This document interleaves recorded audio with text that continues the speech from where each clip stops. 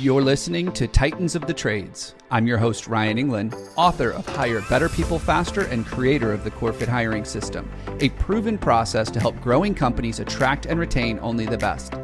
I'm on a mission to revolutionize the perception of the trades and elevate it to new heights. After growing up in a blue-collar family, my passion for making the trades cool again runs deep. If you're a titan in the industry and want to be on my show, stick around until the end and I'll reveal how you can be my next guest.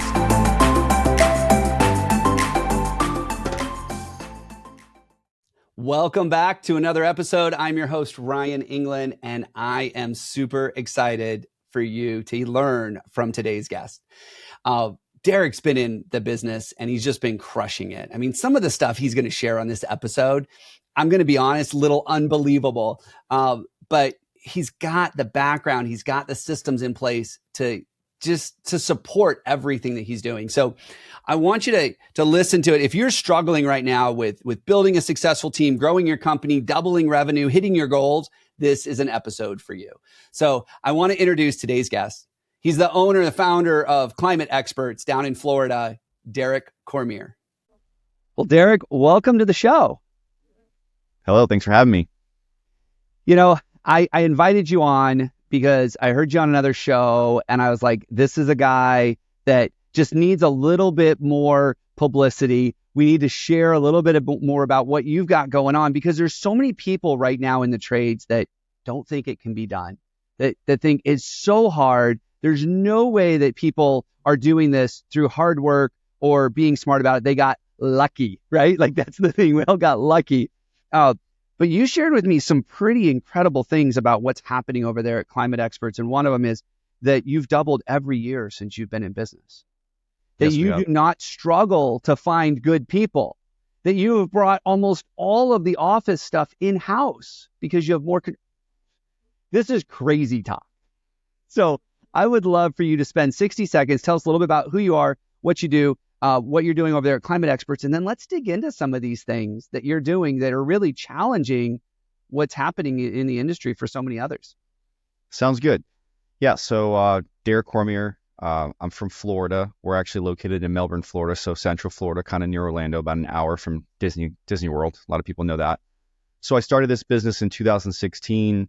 Originally, though, I was in a truck. I was a service technician. I was an installer. I was a sales rep.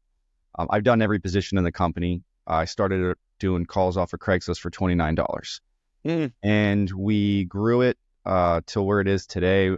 We're about $8 million that we're budgeted for in residential HVAC, plumbing, and electric. I am the unlimited license holder for HVAC, and I am the unlimited license holder for plumbing and electrical as well. I'm getting it this year, the electrical license.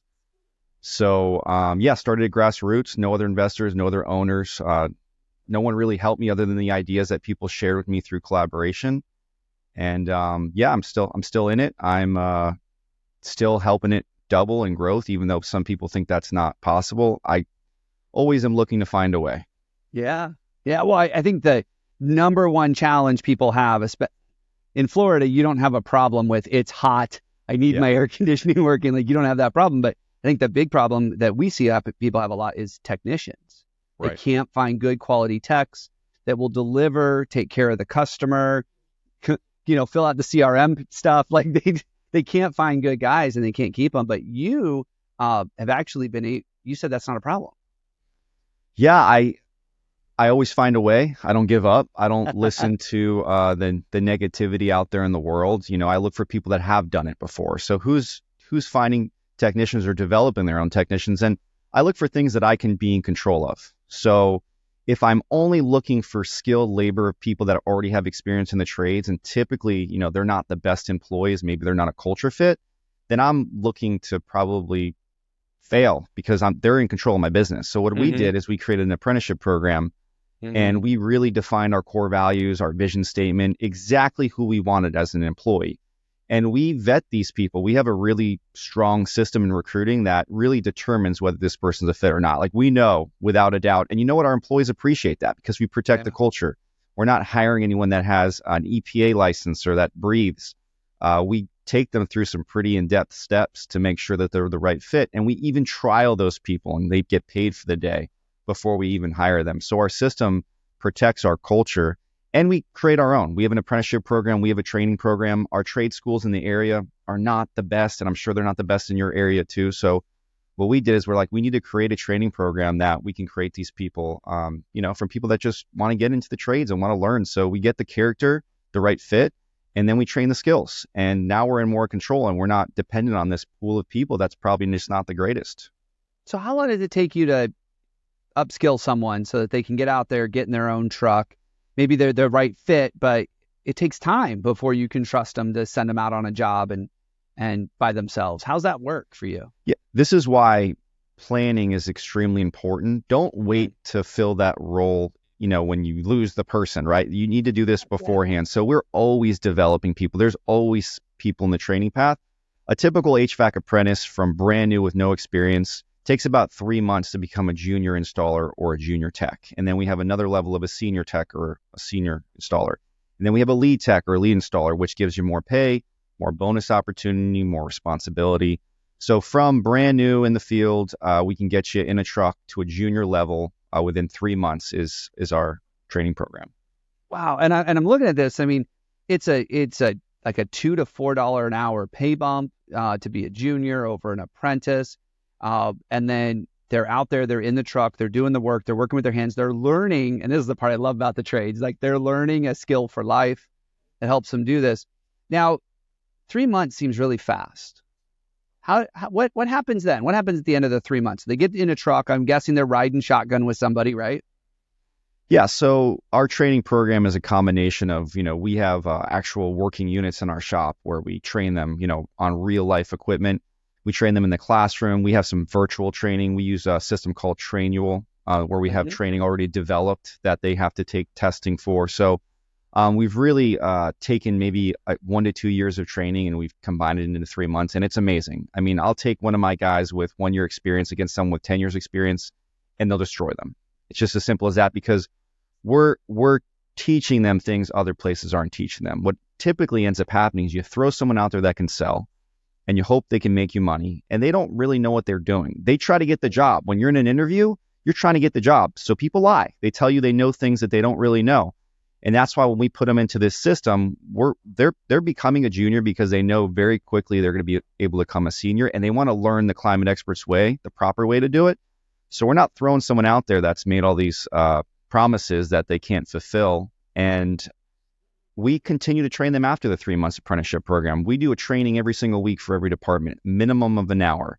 So seniors, leads, everyone in the company is getting training every week. And that's technical, that's sales, that's personal development. It's a weekly thing that's embedded in our culture. I love that. And I'm listening to you talk about this apprentice program and hear your passion coming through in the training and everything else. And I know that we have a labor crisis in the trades. I know we do.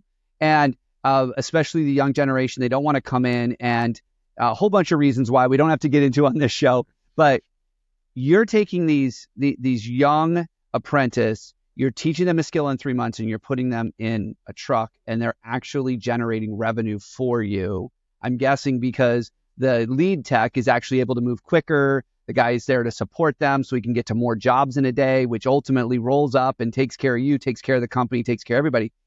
How are you finding these people to get into your apprenticeship program? Like, what is working for you?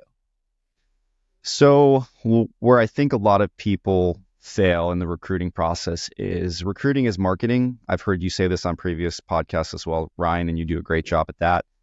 Recruiting is marketing. So if you don't spend the time to really create a great marketing system for recruiting, you're going to fail realistically. So we market everywhere, what our culture is, what our brand is, personal development, career progression. People want a really good culture to work for. That's number one, what people are looking for. So if you market that, if you put videos of what your team looks like, the fun things that you do, you show them, and people want growth, right? Culture and growth are two of the biggest things that you're going to find really high quality applicants that they're looking for. But if you don't talk about that, if you're not on social media, if you're not on YouTube, if it's not on your website, if you don't have tons of pictures, they have no clue that even exists. So number one, you need to set that up to begin with. And then you need a really, really good job ad out there on the job boards where people go. So I'm not really promoting this, and I don't get anything for this with Indeed, but Indeed works the best for us because that's where most people are at. That's where they apply. So That's where we've found the most success. There might be some better ones out there, but we promote on Indeed. And our job ad reads in a way that it's not like, here's all the 1 million things you need to know and the responsibilities that you need to do. It brings them in so they apply. You need to get the most amount of people to apply. It's a funnel. And then you take that person through that funnel and it weeds out the ones that aren't a good fit. But if you don't get even enough people in that funnel because you created something that's not engaging, that nobody wants to apply to, then you don't even have the people to bring down that funnel. And you're like, man, just no one wants to work. If you create a really good job ad, we get between 200 and 500 applications a week. And we don't even sponsor some of those ads. And that's from experienced positions to new apprentices to customer service. It's a system that you really need to plan, and you need to know what your goals are with that as well. And remind me, so you're getting 500 applications a week, and how many employees do you have? We have 40 right now. Okay, so I just want to be really clear. You've got a lot of volume. This is for our listeners, by the way. You got a lot of volume, 500 applications a week, and you only got 40 employees. It's not 100%. Like you're looking to hire 500 people this month, but you know that to find the best of the best, it has to be high volume. I imagine out of that 500, there's only a fraction that actually make it through the next step. Is that fair? That's very fair. Yeah. I mean, the way that it works is let's say we typically get, let's say 500, maybe 350 of those meet the minimum requirements, of what we have to offer. We have a no tobacco policy, no criminal history. We have some pretty strict standards. So that's why we need such a large pool. So let's say 350 move to the next step. We have a one-way video interview process where it's a manager asking 5 to 10 interview questions pre-recorded, and they have to complete that on their own time. And it speeds up the interview process because we're not trying to schedule this interview and wasting time until they get here. They can complete it as soon as they apply. We have that built into automation. So the people that don't fill that out immediately get weeded out. So that's probably about 40% will fill out that one-way video interview. And then from that process, we probably then take about 50% of those and bring them into the in-person interview process, which if you're throwing, 20 low quality applicants on your managers and that's all they're focusing on all day, they have no time to do their minimum tasks. Yeah. Yeah, this is really cool. So you've got a system set up that actually helps you with managing all this, because I hear 500 applications and I think, who's got time for that? Right. But you've got a system that lets people self-select. They're screening themselves essentially before you're spending any time with them. By the time you get to focus on the thing that's most important. I've heard you already say this, and I love it because it's my language too, is culture fit. Yes. And then they've got the culture fit, which is all those behaviors and everything else. And what do you find is the best culture fit for you? I mean, I'd love for you to just brag on what you're doing over there and what the right culture looks like. For sure. I mean, I use 3 words, hungry, humble, smart. Are kind of 3 of the things that we are looking for from a candidate. Sometimes you get that person with that experience and they're really confident and they sell themselves really well in the interview. And those are the ones I'm a little bit leery about. We even have a personality test that we give applicants before they come to work here that shows us, are they the right fit for the role? Like, what are their skills and, previous, what is their personality score for like a sales role? Maybe they are not someone that can deal with being assertive, right? That's maybe not a good manager. Maybe they're not a competitive person. If you're not a competitive person, you should probably not be in sales.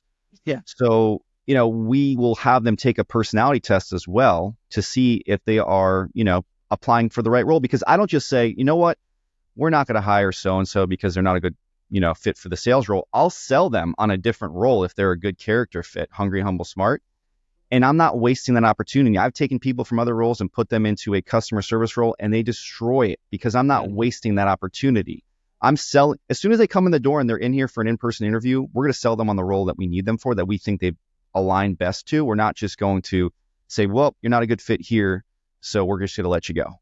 Yeah. So they're not actually applying for a job with you. They are applying to be a part of your team. Yes. And then if they're the right fit, they're going to be like, oh, that's all right. You don't need me here, but I'll work over there. They'll move because they want to be on the team. And I love what you're talking about with these assessments and understanding people. I love pre-hire assessments because they shorten the time it takes to learn about somebody. They take a 15-minute assessment. I get a report, 1 page. I can be like, yep, you're going to be a fit or not. Right. Yep. And then I can have that conversation. That's really cool. And then once they come through this and you decide to hire them, it's 3 months of training. Is that right? Yeah, so after they do the in-person interview and let's say we decide to move them to the next step, we actually have another step in the middle and it's a paid workday trial. We have them sign a Okay. 1099 form. They come in for 2 to 4 hours if it's an office position. It's 4 to 8 hours if it's a field position. They get paid just to shadow the position and we get to see how they show up. Are they on their phone on Snapchat all day? Are they know-it-alls and talking the entire time? Do they have good listening skills? Do they show up clean and ready to go? So that process vets out probably another 60 to 70%. And because what ends up happening is you hire these people and within the first 2 weeks, you waste a lot of time training those people that aren't maybe the right fit. So we've dialed down less waste in the first 2 weeks of training. We trial those people. And as soon as the trial is done, we either offer them the role or we don't. And back to your question about the 3 months apprenticeship program, we have career progression paths even after that. So we are literally writing their plan to move to senior for whatever role they're at. And let's say they're at a lead role. Let's say it looks like they're at the top. We're going to plan out their next route. And it doesn't have to be management or supervisory positions. It could be that they just want to make more money. It could be that they want a better schedule. We're going to write down the ways to get there. So they are working on a way to move up in climate experts and not taking a job somewhere else for $1 more an hour because that's the only way they can move up. Now, you use the word we a lot, and I imagine that's just part of your vernacular. It's just, it's a team, right? Yep. Who is we? When you say we are going to write down their next progression, we are going to work with them on their career, is this just you? Is this service managers? Is everybody involved? Like, who is we in this case? So I hold specific roles in the business. I think a lot of owners jump into too many parts of the business and it makes people feel micromanaged. If we're going to build leaders and we're going to let them progress, if you're holding on to everything, how do they ever progress? So each person has their own responsibilities and I don't jump into their lane, right? I'm a coach. I'm an advisor. I will help them on their personal growth strategies and things that they can work on, but I'm not jumping into their lane and handling things that are their responsibilities. So we have an HR recruiting full-time employee that handles all of the recruiting, all of the interviews, and they also handle employee engagement. So they are having one-to-ones with employees on a regular basis because sometimes people don't feel comfortable talking to the manager about it because it feels like complaining. So it's a place where they feel comfortable 15 minutes to kind of talk and vent, talk about things that they wish would happen or whatever. Maybe they're fine. But managers have the responsibility to meet with their employees at least minimum quarterly and go over that career progression path with their own direct reports so that they know their manager knows where they need to go. And that manager shows them how they get there. There's literally a path made that's realistic that the employee can engage with and say, okay, this is how I get there. So guess what? Now when that manager gets to do one-to-ones or performance evaluations, they could hold that employee accountable on the plan that they made. They could say, well, didn't you choose that you wanted to move to these steps and it looks like you're missing these goals? And the employee will self-correct on their own. You won't need to discipline them constantly. They're going to be self-motivated.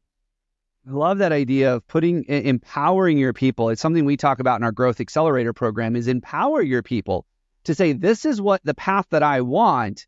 And then when you say, hey, you're veering off the path, they can't say, well, that's the path you gave me. Or I never was bought into. You created it. Exactly. Like, you're the one that sat down with me and figured this out. And I find that, and it sounds like you found the same thing, is that when you empower your people to take control of their own future, their own career path, they will continue to push. They might need help along the way, which is what we're there for, but they will continue to push and probably many of them probably impress you beyond what you thought they could do because they're bought in. Like, this is what they want. And this is 100%. This is so much of what you're talking about. I'm like, you're in my brain. Like, Derek, like, you're in my brain. And I don't know if you've read my book or not, but so much of what you're doing is what we talk about in the book. And just that idea of it's a funnel, it's a relationship, it's getting to know people, understanding their behaviors. Everybody wants a tech with 10 years experience, but they want a tech with 10 years experience with no bad habits. Exactly. Good luck. Unicorn. And that's why you're like, no, we're going to solve this problem. Yeah. We're going to take someone who has all the right habits and we're going to put a tool in their hand and we're going to teach them how to use it. And then just, you said something I just wanted to ask, the Trainual stuff that you did. Did you write all your own material, all your own training? Did you develop all of that stuff that's in Trainual? I did, yes. Internal? That is awesome. And so you took a 2-year apprenticeship program, compressed it down to 3 months, put the guys in a truck, and they're out there producing for you. Yes. And I mean, I'm not bashing any best practice groups. We're part of Nexstar. I love Nexstar. We've been with Nexstar for 3 years, and they have their own training program. They have their own Next Tech Academy, and we tried it. And the problem is it's not specific enough for what we do. And that's probably what some other companies might encounter. They're part of, some best practice groups and they get some sort of training, and it's not specific enough on the exact expectations of how they need to do it. And if there's any confusion from the field techs on what they should do, you're going to get those cowboys that are going to find a way. And we need to make sure that we tell them and train them properly so they know the correct way. And then we need a way to hold them accountable and to track that. And we have those processes in place that we designed. And it took time. It wasn't easy. Believe me, like this was very unorganized for a while. We did not have training to start. It was a long process to get it together. But now that we never stop, we keep making that training better. But it wasn't easy. I don't want anyone to think like, oh, this guy's got it all figured out. We had the times where people were inconsistently doing things, completely different ways. And we're like, you know what? We need to sit down, take a little break, and let's fix these things. We can't just keep firing people and disciplining people and having callbacks. And we need to solve this stuff and get in control. Yeah, no, I get it. And that's one of the reasons I started this show was I wanted people to go, oh, Derek just got lucky, right? Like he's just bad at this. He got lucky. You told me before the show you didn't have a dad, like start the company for you. Like you did this on your own, built it to where it's at. And it's hard work. It's blood, sweat, and tears. Like it's not like it happened overnight. And even today, you're probably like, we still have so far to go. Yeah, 100%. I have big goals. I mean, and one thing I just don't want to forget, which I think is a really big key for the listeners, is right person, right seat. Yeah. What ends up happening with a lot of field technicians, and this is for anyone in the trades, you're going to get those guys that hit the 40-year-old mark or the 50-year-old mark, and they want to get out of the truck. And they're like, the next route is supervisor management. And I really want to caution you, if you make that transition with a person that should not be in that role, you are going to lose that person, and it is not worth it. Any person that wants to get to a supervisory management role, I don't block it. We sit down, we have a real conversation. I take out the job description and I go through every line. I go through the exact expectations of what this role is going to be. I go over the hours. And then at the end of that, they look a little bit overwhelmed a lot of times and say, you know what, this isn't what I expected. I wanted something different. I said, well, that doesn't exist. What were you looking for? Was it more money? Was it a title? Was it, time with their family? And most of the time, it's they just want to make more money and have more time with their family. Yeah. And we could figure out a path that's not management or supervisory that they're going to be able to win at. Because if we send them in that management role and they don't want to really do the things that are in that, they're going to crash and burn. You're going to lose a really good person. Yeah, we talk about it. I mean, we do that so often as entrepreneurs. Like we promote our top tech or our top salesperson. They named it. They call it the Peter Principle, right? It's when we promote the guys beyond their level of competency. And that's what I found as well, is that usually they want more money, they want more time. And they have this belief that being in supervisory role gets them there. But you go from managing work to leading people. Right. You go from being in the field to a desk job. And a lot of time, that's a real challenge for some of those guys to figure out. And so I love that you're doing that. You're saying, hey, let's make you a more effective tech. Let's make you more productive. Let's talk about how we can take you from being just a service technician to maybe a comfort consultant or some other ideas, we don't even have time to go into. But there's so many opportunities out there. Derek, this has been fantastic. I love hearing your story and some of the things that you're up to really help solve this labor crisis in the trades. How do our listeners get a hold of you? If they're like, hey, I want to pick Derek's brain for half a minute. Sure. How do they get a hold of you and learn more about what you're up to? Yeah, so best way to reach me would be email. My email is Derek, DEREK, @climateexperts.com is probably the best route. And, I'm on Facebook, I'm on LinkedIn, but email would be the best if you want to get a hold of me quickest. Awesome. Derek, thank you so much for being on the show today. I've really enjoyed hearing your story, being able to share it with our listeners. And I know you're going to keep crushing it. So let's stay in touch, and maybe we can do another episode in the future and let our listeners know how it's going. Sounds good. Thanks a lot, Ryan. Appreciate you.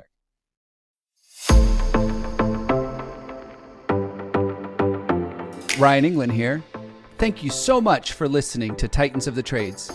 If you're a titan in the construction, manufacturing, or skilled trades industry and would like to be a guest on my show, please visit podcast.corematters.com.